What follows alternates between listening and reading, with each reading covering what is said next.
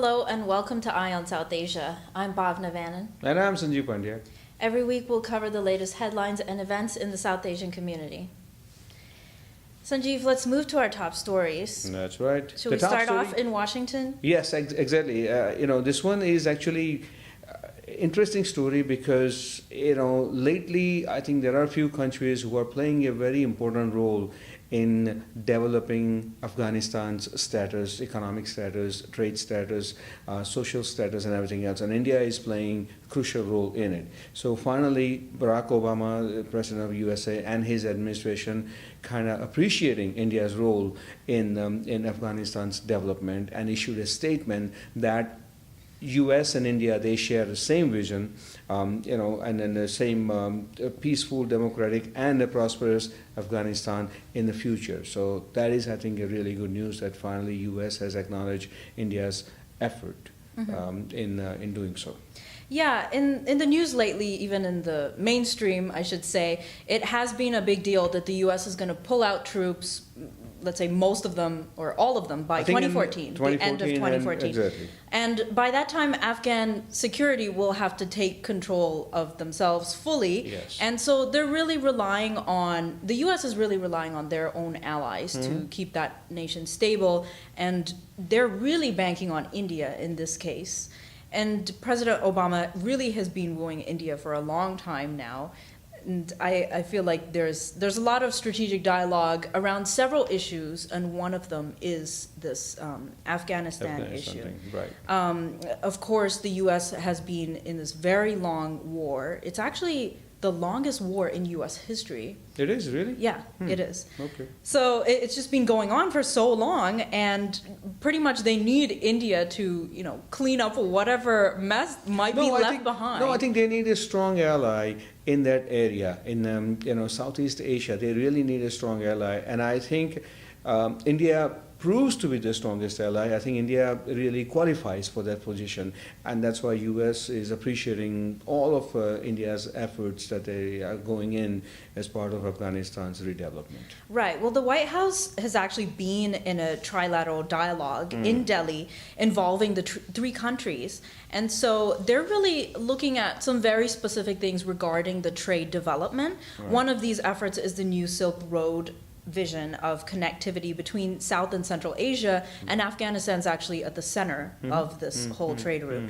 So that's going to be, India's going to be a critical element in facilitating that role. I think, in a summary that I like to say, maybe U.S. and India, their goal is, all the way in the end, at least, have a very strong supporter in that region, so that way maybe it will help to scale down terrorism in Pakistan. And on that note of India and Afghanistan and how they're going to handle it, India's actually taken some criticism from the U.S. Defense Secretary, new nominee actually, Senator Chuck Hagel. He's been saying in some unreleased videos back in 2011, a couple of years ago, that India has been financing problems or terrorism in Pakistan using Afghanistan kind of as a front. So that is a very, I think, unusual statement. I'm not sure if it has any merits to it, because Chuck Hagel, who has been a long-standing friend of India, and him saying that India financed problems for Pakistan from Afghan, and by saying this statement, I think he is basically contradicting himself, because he has expressed his support for India over the years, and now he's made this statement. I think this was in 2011 in Oklahoma. Right. He said it at some speech that he was giving. Right. And of course, it has not been released previously. It just came out now since he's been, nominated as a defense secretary. Right. And he's going to be replacing Leon Panetta. Right. And meanwhile, regarding his statements, the Indian embassy in Washington, they have slammed his statements. They said that really they're not based in any sort of reality. He should be consistent with his position as, a long-standing ally and friendship with India. And India is maintaining their stance that, even the Afghanistan government is in alliance with the whole, cooperation effort Yep. there. Yep. So meanwhile, there has been some more meetings with U.S. Secretary of State John Kerry Right. and the Indian Foreign Secretary Ranjan Matai. Mhm. If you remember, there was actually some back and forth before Kerry got True. nominated to that position, whether he was going to lean more towards Pakistan or India, kind of favoring one country over the other, because Pakistan did have a lot of issues at that point to deal with. But now he's starting to engage in a lot of strategic dialogue with India to really prove that there's no change in the India-US relationship. Correct. As John Kerry now, I think, really getting ready to carry United States as a Secretary of State, right? Yes. He's going to have to deal with this issue. I'm sure throughout his term, India, Pakistan, India, because in the past he has shown his support towards Pakistan, as well as he's been very sensitive and also supporter for India. But whether he's going to take one country's side or the other country's side, that remains to be seen. So far, when he met Ranjan Matai, he reaffirmed the support for India. Right. And they actually discussed a couple of very key issues when it comes to this strategic cooperation. There was cooperation in the energy sector as well as with education. So Matai had a speech in this past week at the Carnegie Endowment for International Peace, and he was actually going more into this energy part of it. And he was saying that one of the main sources of the growth of U.S.-India relations was back in the Bush era, where they had, the civil nuclear deal. Correct. So he's saying that, they need to bring back more of these sorts of trade relations. And, Kerry is also looking forward to meeting his counterpart later this year, I believe in June, on a strategic dialogue, and pretty much everybody's going to visit India this year, as all the politicians. But Kerry is seeing himself as a very key person to strengthening these U.S.-India ties. And that also can, accounted for one more reason. Next year is a big election year. Yeah.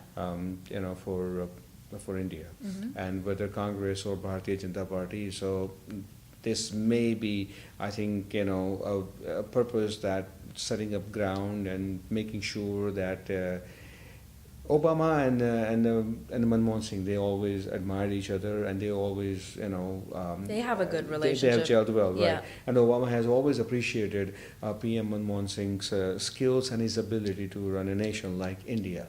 So in a way of also just kind of, supporting Congress for 2014 election.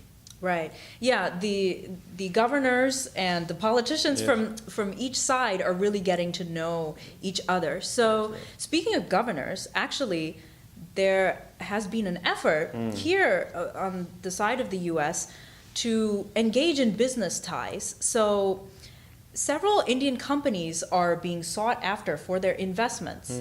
And governors from 9 different states actually attended a corporate reception organized by the Confederation of Indian Industry India Business Forum to pitch for India's companies' investments.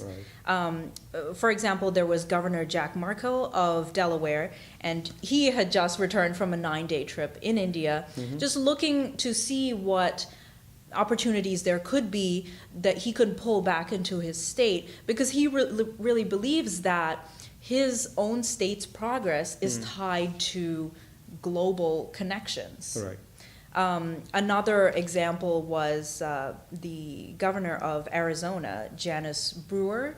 She is also planning another visit. So there are several governors. And the purpose of the reception, the theme was Indian Roots, American Soil, which I think really makes sense. Yes, absolutely. And listen, there is no doubt in anyone's mind that India is definitely in the center of all this scenario. U.S. Is giving importance to India, whether it's a lot or less, doesn't matter. But U.S. is really giving a lot of importance to India because they have realized what India can deliver on a global level. Right. for all the countries, and that's why U.S. likes it. So this is a really great news that 9 U.S. governors are pitching for Indian investment. Yeah, the U.S. is heavily courting India at this point. So, and it seems to really have started after election season. Possibly, Yeah, yes. or at least accelerated after that point. And maybe some more credit goes to Barack Obama. Oh, of course, of course. So as we are in the area of business and investments, so we did have one development in the past couple of weeks regarding the Rajat Gupta case. Remember how Goldman Sachs and P&G were actually after him for legal fees. That's after right. the whole case was over, they had demanded that he pay several $1 million in legal fees. And meanwhile, Rajat Gupta was actually requesting a retrial, but this one isn't even over yet. You know, he had fought against that legal fee battle, saying that for Goldman, they don't need any more than about $3 million. But now Rajat Gupta has kind of lost that battle. He has been ordered to pay more than $6.9 million, almost $7 million to Goldman Sachs. Right, exactly. Yeah. So Goldman Sachs is very happy at this point. I think 6.9 is what Goldman had sought. But I think final settlement is going to be 6.2 million. This is what Rajat Gupta has been ordered to pay the bank more than 6.2 million for legal expenses connected to the viewers.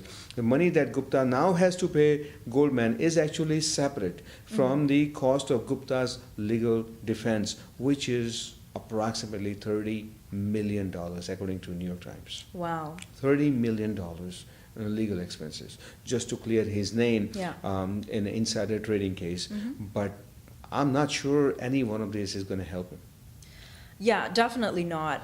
It's become a very expensive ordeal for him. Of course, he's seeking a retrial because he's saying that in the last trial, he was not allowed to defend himself. He was not given that many opportunities. Right. That's what his attorney said. But if he actually did get a retrial, wouldn't it be a possibility that he would have to incur these expenses again? Sure. It's possible. Yeah. The legal fees and all that stuff. Just simply. It's a very large sum of money, and unfortunate that he has to pay all that. And speaking of unfortunate, the title of this story is according to a latest survey done in the U.S. saying 8.2% of Indian Americans live below poverty line. Wow. That is a very startling news, yes. It is, and we're actually defining the poverty line as an annual income of $23,050. And the survey, this was done by the U.S. Census Survey between 2007 and 2011, and the general poverty rate is actually at 15%. So if you put this in perspective, it's you compare 8.2 with 15, we're still quite low. Yeah.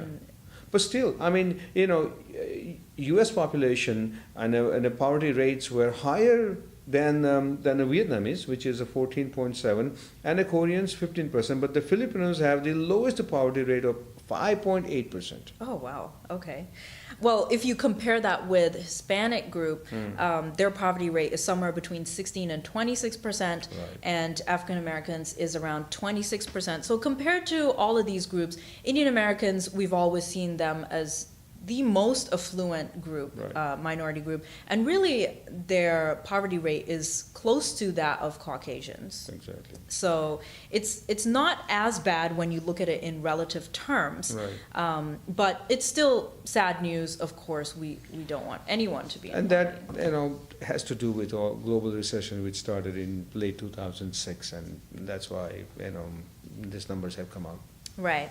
Okay, so with that, we're going to take a short break. Yes. And we'll be right back on Eye on South Asia.